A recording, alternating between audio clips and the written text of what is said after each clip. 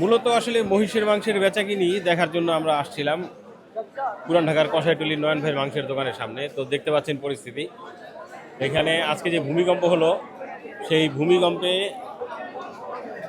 ব্যাপকভাবে ক্ষতিগ্রস্ত হয়েছে এই এলাকায়। সেটা হচ্ছে একটি নির্মাণাধীন বিল্ডিংয়ের দেয়াল ভেঙে পড়ে নয়ন ভাইয়ের মাংসের দোকানের সামনে।